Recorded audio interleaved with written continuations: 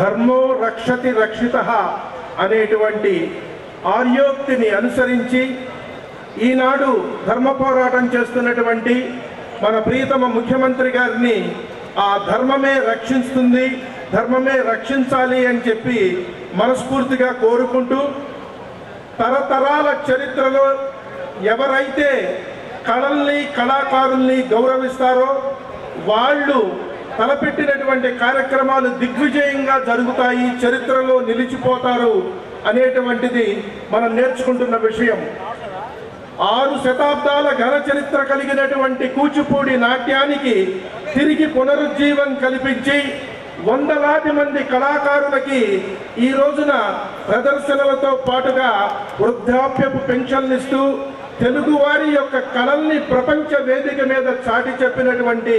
మహానుభావుడు, దార్శనికుడు శ్రీ చంద్రబాబు గారు చేస్తున్నటువంటి ఈ కార్యక్రమానికి ఆంధ్రప్రదేశ్ అయినా అమెరికా అయినా ఉన్నటువంటి కళాకారులందరి తరఫున వారు తలపెట్టినటువంటి ఈ యజ్ఞం విజయవంతంగా పూర్తి కావాలి, తెలుగువారు ఎక్కడున్నా ఆంధ్రప్రదేశ్ అభివృద్ధి కోరుకుంటూ దానికి నాయకత్వం వహిస్తున్నటువంటి చంద్రబాబు గారు 5 కోట్ల మంది ప్రజల ఆకాంక్షలు నెరవేరాలని కోరుకుంటూ,